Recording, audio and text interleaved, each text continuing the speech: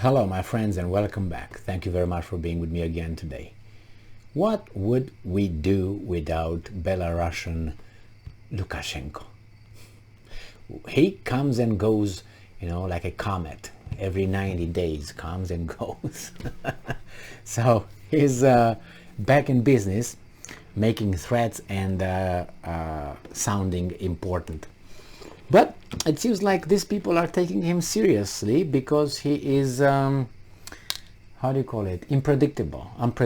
So when he's unpredictable, it's the most dangerous circumstance. I mean, if someone is a madman and you expect anything, but this guy sometimes says something nice, then something stupid. Something nice, something stupid. So we don't really know what is the mood with this guy. So one thing is certain.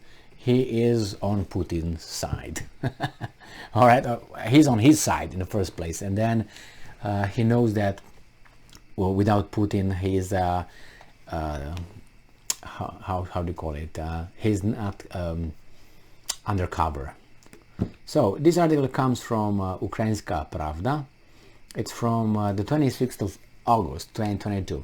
Lukashenko threatens West that Belarusian aircraft to carry Russian nuclear weapons. Wow. So, Alexander Lukashenko, president of Belarus, they say the self-proclaimed, but I omitted that, announced the conversion of Belarusian Su-24 aircraft to carry nuclear weapons. Lukashenko added that targets had already been set in case of provocation by the West against Belarus. So that means we're gonna attack this, we're gonna attack this.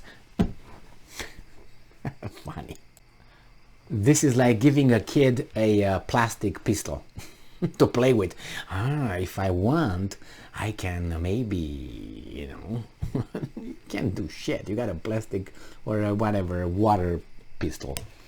So let's say Belarus aligned publication Belta cited Lukashenko. Quote from Lukashenko. Now we're gonna listen to this gentleman.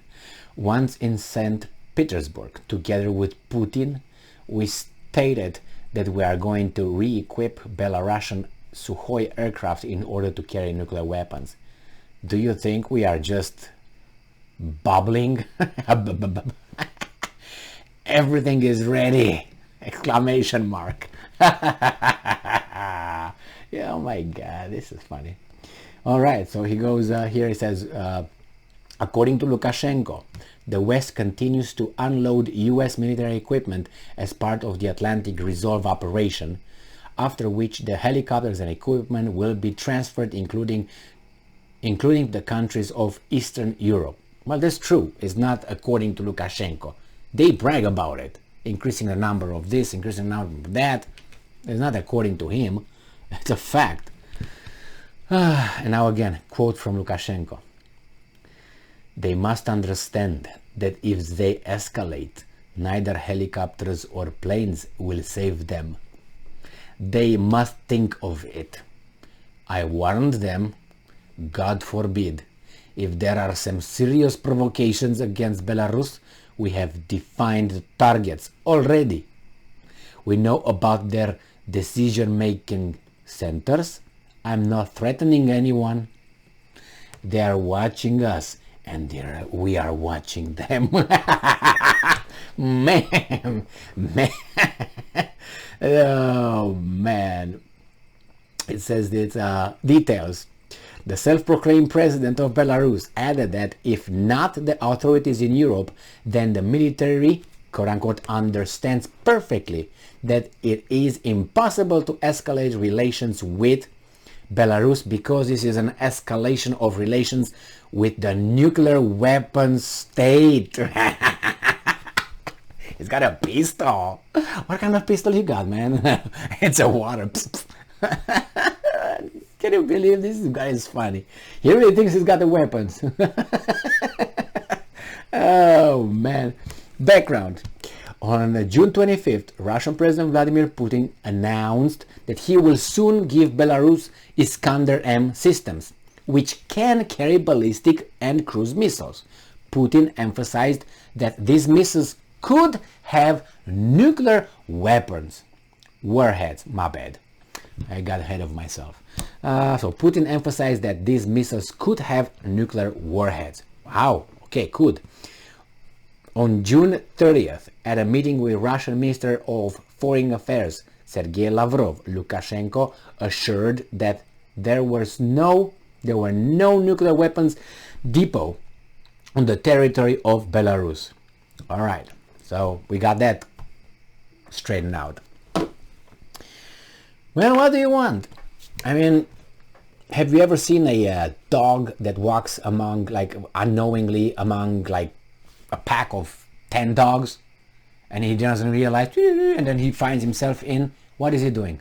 Start barking and blah, blah. That's what they do. That's Lukashenko right now. He's surrounded by dogs, bigger dogs, and he has to be very loud and very aggressive and at the same time running away as much as possible. But he can run anyway because of his location is very, very much fixed. So yeah, and the Russians are using them. They're supporting one another. What do you want? It's that's the situation. Remember when a coup d'etat was attempted in Belarus a year or two ago, and the Russians deployed some little special troops over there and cleared the situation without shooting anything, as far as we know. But they have the guy stay in power, as it was, if you remember, there were some rumors that and reports actually that it was the Russian troops who saved Erdogan in 2016 when it was that attempted coup. And the part of a small fraction of the military, in I think it was in Istanbul, tried to do whatever they did, and then the military was in between. But even if with those little troops of, let's say, the Russian troops that came over there and protect him or something, if the Turkish military would have decided to say, yeah, we're not going to back Erdogan, the only thing that would have happened with Erdogan would have been airlifted under the protection of the Russians and taken to a safe place. That would have been all. Because once the military says something, that's done. That's why I can't believe when I spoke with some friends here in America and they say, no, here the civilians are running the show, the elected officials. And I was like, I think I was after about 10 years in this country, maybe less, maybe 10 years. And I said, what are you talking about? I said, I don't think so. I think it's the military, because once you have the guns, you have the power. I mean, you can be a politician. They can take you out whenever they want. They can arrest you legally and illegally for whatever reason they can find. They can find any kind of judge to sign any kind of paper. And they will just get you out if they really want. And nobody's going to hear from you ever. Guantanamo Bay is an example over there. Remember? It's an example right there. So that's an example that you know where it's at, but it takes you never know where that guy is again. And you do like 5 or 6 of these kinds of examples, everybody's going to shut their mouth. Why? Because they're going to be next.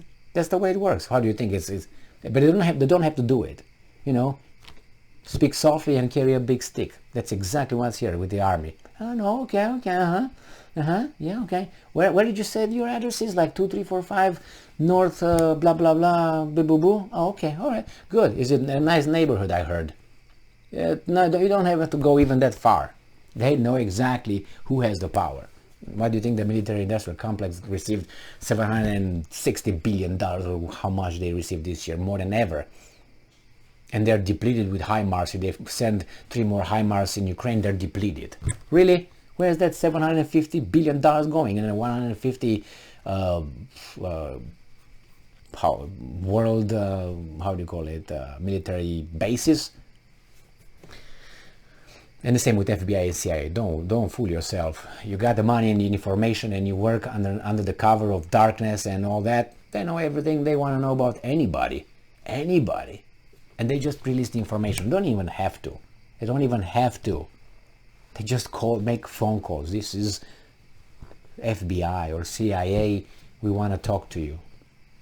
Yeah, no, I don't want to talk to you. What?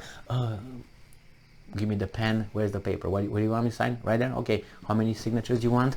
Then immediately they authorize whatever they want those guys to authorize.